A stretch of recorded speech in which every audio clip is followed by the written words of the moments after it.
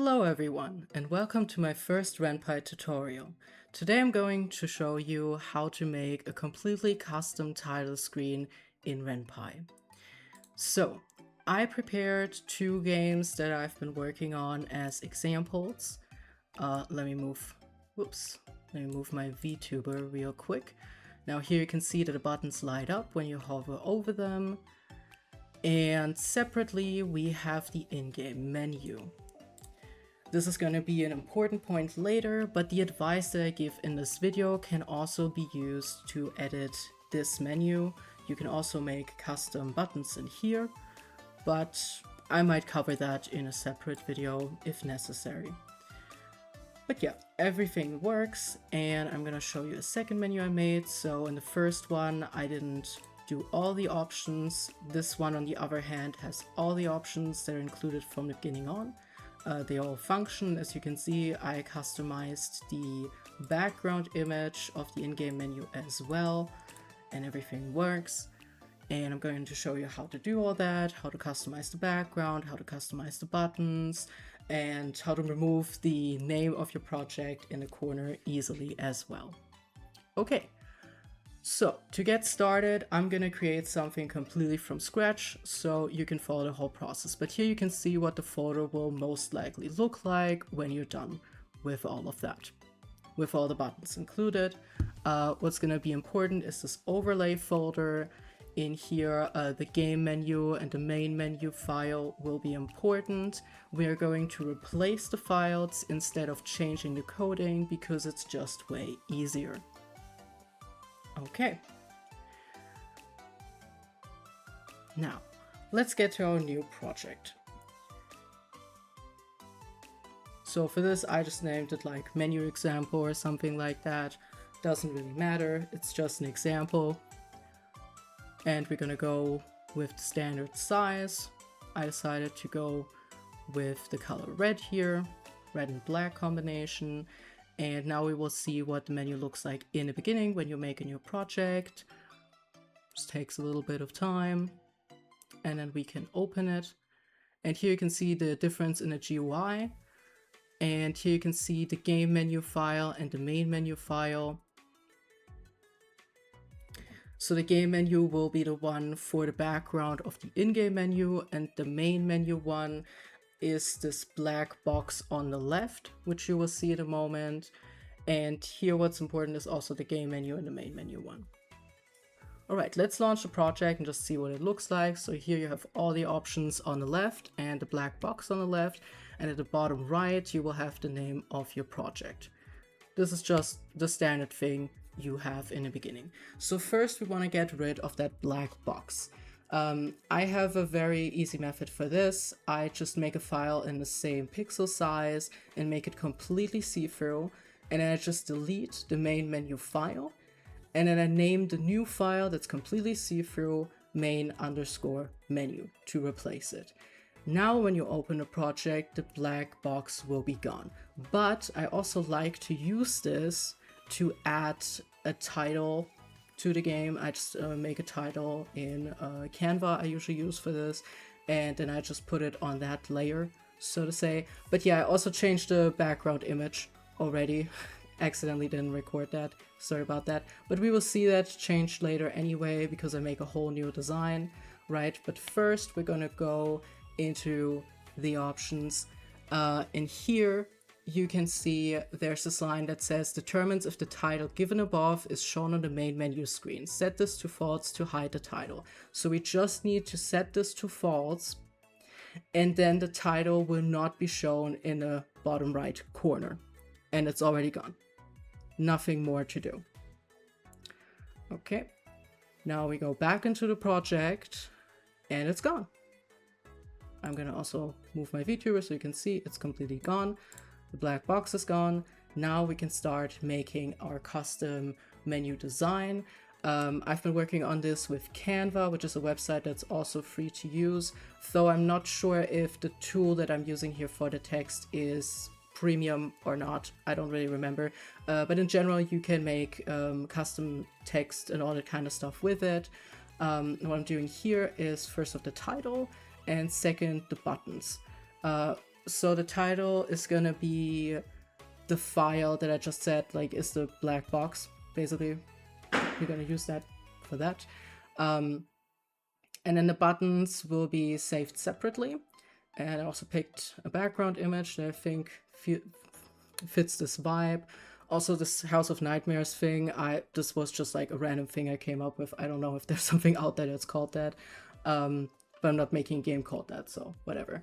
But yeah, I changed the sizing and everything, made sure it all fits. I got confused a little bit because it seemed to be a bit see-through, but it didn't end up being an issue, the writing, I mean. But yeah, now I'm saving everything separately. I saved the background, I saved the title, and now I'm gonna save the buttons. Now I'm gonna pause the video for a moment. So what I also did is I create all the files in a bigger size, and then I size them down in Canva. So the original size that I use, let me just look it up, is 2560 to 1440 pixels. And then in Canva, I size it down to 1920 to 1080. In general, I do this with my visual novel projects, with everything, because the quality just gets better, it looks sharper and all that. But if you decide to do that or not is completely your own decision to make. But yeah, let's continue. So yeah, as I said, I'm making the buttons separately here. Now I had to decide how I make it look when you hover over them. In this tutorial, I'm going to show you how to make it so there's this hovering effect. You can just make that it has a different color, maybe it's lighter, maybe it's darker or whatever. You could also make that the whole design changes, like if you make some Cthulhu-esque game, you could make that like tentacles come around something when you hover over it. That's also a cool effect to make. But yeah, in general, you can pretty much make anything. It doesn't even have to be the word. As you may have noticed, I don't use the word start, quit, etc. I went with enter, remember, and run. You could also make an image for every option. Like, that's completely your own thing. But yeah, here I'm replacing the see-through file with the title. So we have it on that layer, basically. Also giving it the same name again, very important. Now, we launch the project, and there we have it. Already works. Now I just gotta change the background at the buttons. So the background's name is main_menu. We're gonna delete that, and then the new background, we're gonna give that name main_menu, and then it will be registered as the background, right? So we go back in, and everything worked so far. The next thing we have to do is the buttons, which can be a lot of work, but first things first, we're gonna go into the programming. So I stopped here for a moment. You go into screens, and then you go to screen navigation, which is at line 287. What's very important to know is that this menu is the exact same by code as the in-game menu. If we change anything about this... wait a second. I just realized this is my other project. This already has the image buttons. Little moment.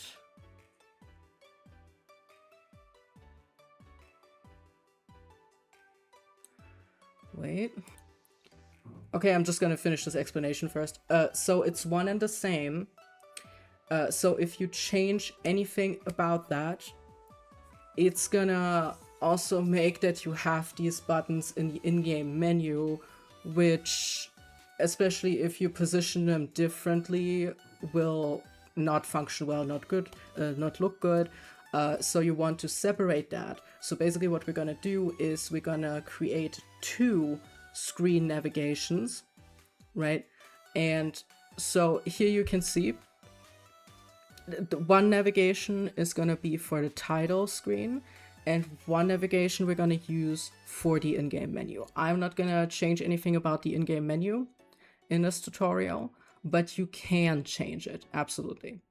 Okay, so this is a project where I already changed the buttons, right? I'm gonna show you here, right? We have navigation 2. So basically navigation 1 is the one that I used for the title screen, and navigation 2 is the one that I used for the in-game menu. And I'm gonna show you in a moment how to do that. Okay, so this is our new project. Here you can see it says screen navigation, VBox, and then you have the alignment, and then down here you have the buttons, right? So what we first want to do is we want to create a second navigation screen, which I'm going to show in a moment. So you just, of a new project, copy all of that and paste it right underneath, right? And we're going to call this screen navigation 2.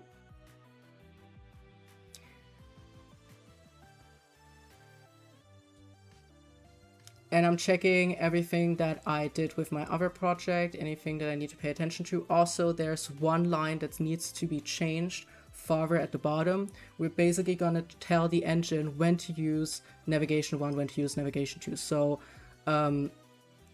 wait, let me go back to that so you don't miss it.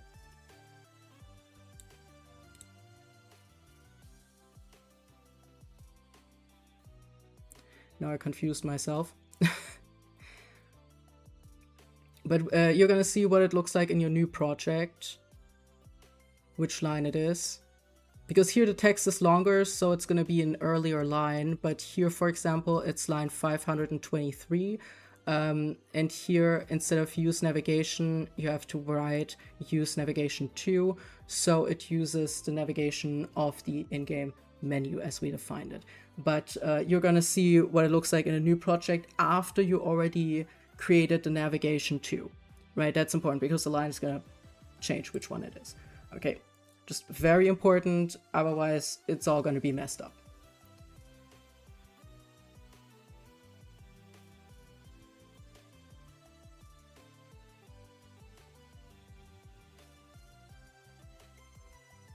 Right, so here it is in line 518. Here change use navigation to use navigation 2.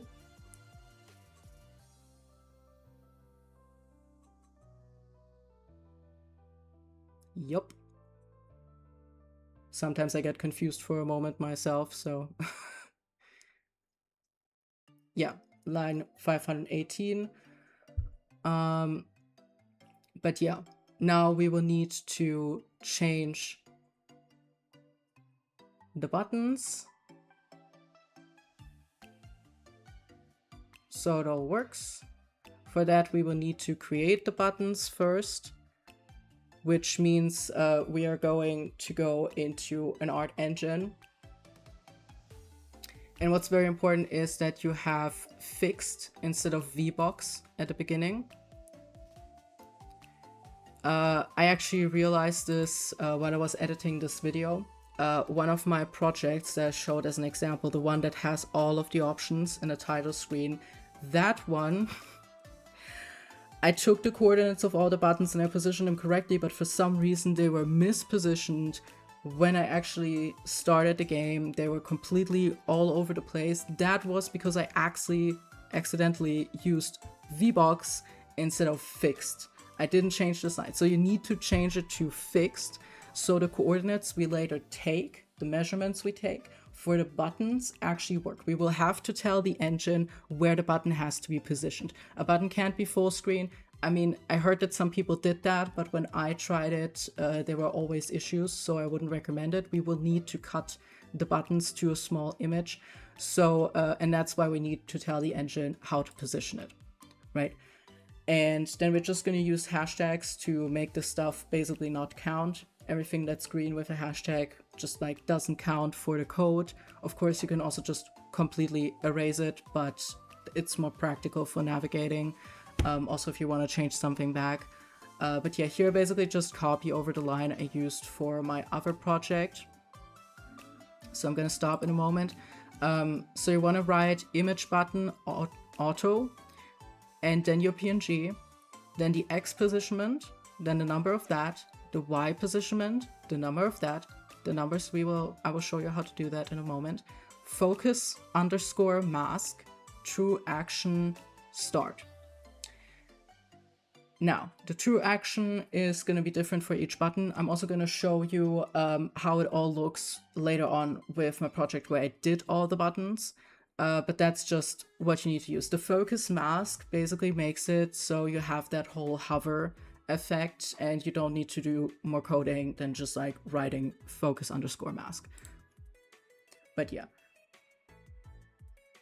you can just copy that line over into your project and make it work for all the buttons.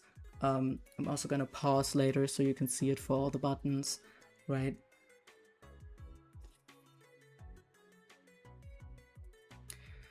But yeah, in general, I'm just making sure that I copied everything over correctly.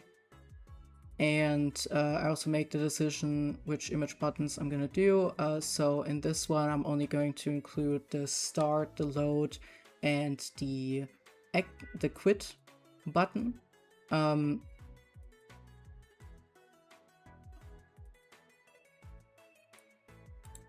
Let's just skip that. All right, yeah. And then you can also see the one for loading, image button auto, focus mask, to action, show, menu, load.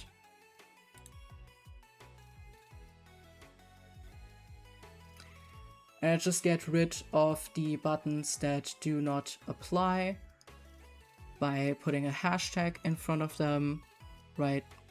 So the help button, the preferences button, and all that. All the buttons you're excluding, just put a hashtag in front of it, and then it will just not appear in the title screen.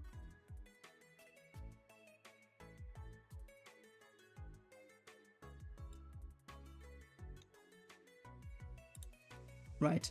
And for the quit one, it's image button auto, focus mask, true action quit, confirm, not main menu.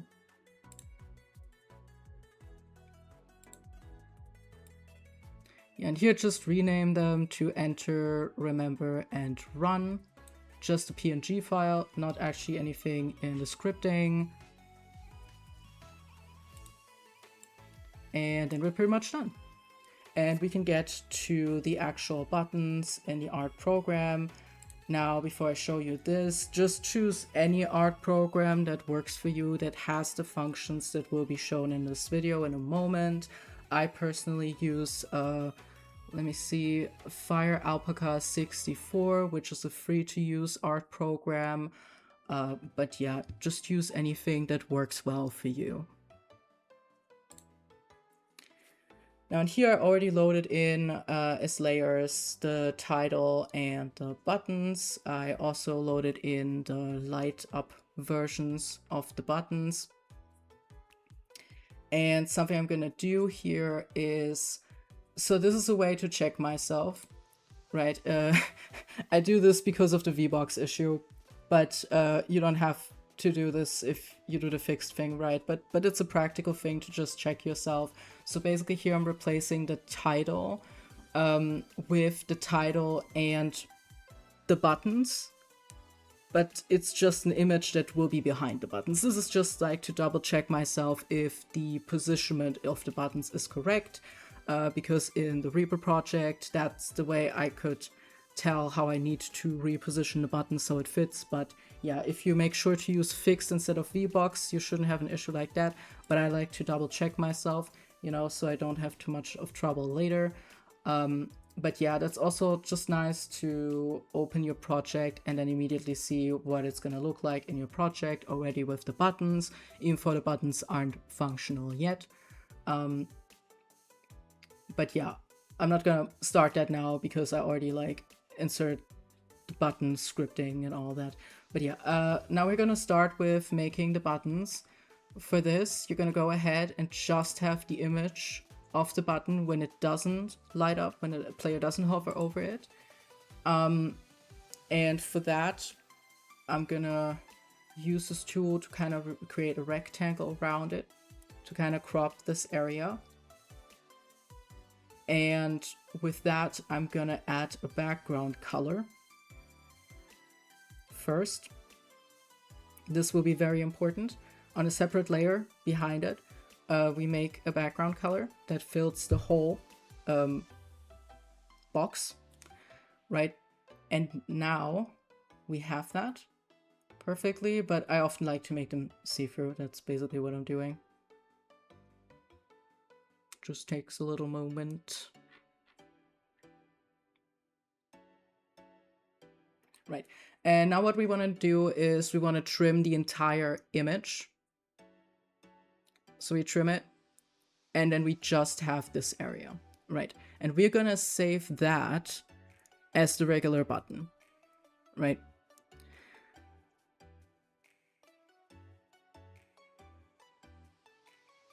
So this is what I talked about with the small image.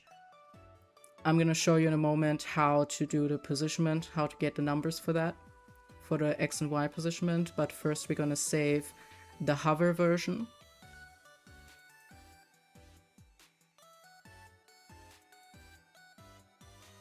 We're gonna do this with each button. It's just that I slowed it down for the enter button so you can see the whole process. The other two will be sped up or cut out. I'm not sure if I sped it up or cut it out. We'll see in a moment. Right, and now we go back. And that's why we added the background, because we're gonna get rid of this box now. And we're gonna go at the very pixel on the edge and drag it over all the way to the top left corner. Just gotta zoom out for that a bit. And now we're gonna trim this part. And this tells us the X and Y positionment that we need, right? So basically we look at the image size, and here we have the Y and X positionment for the enter button.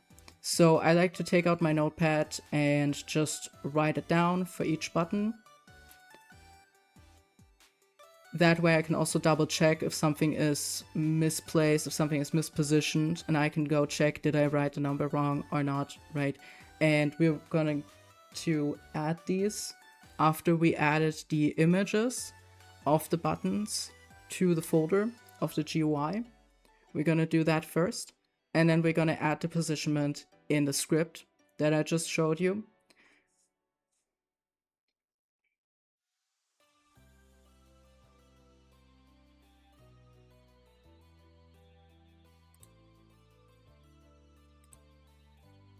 Right, and now we just do it for all the other buttons, just the same way.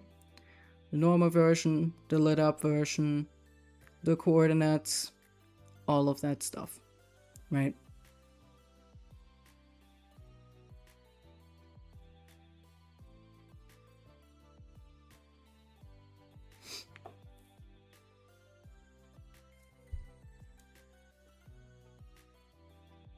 I really tried to make a space-themed background, but I guess making anything in a horror direction is more like my thing.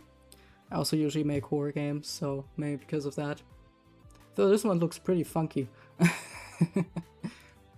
But yeah, I also had an idea for using images instead of the words for the buttons in a future project at some point.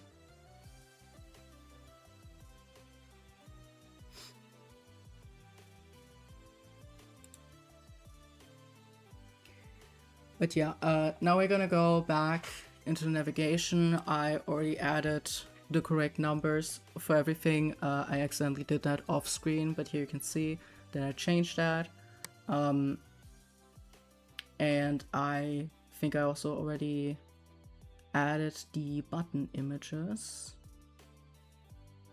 Yes, I already added that to the GUI folder. So now you can go into the game and hover over each button, click on it to see if it works. Now you can also see the in-game menu is completely unaffected because we copied that. It's using screen navigation 2 instead of 1. And so yeah, we're pretty much done. That's the way to make a custom title screen. The only thing that I'm still showing here is how every line looks in the script for if you want every option covered on the title screen. So that's a project where I did that. Also here you can see my mistake. Right under screen navigation, VBox instead of fixed. Yeah, I only realized that now that I'm doing this tutorial. Another great thing about tutorials, you can learn what mistakes you did yourself. But yeah, here we have for start, true action start. For the load, we have show menu load. For preferences, we have show menu preferences. For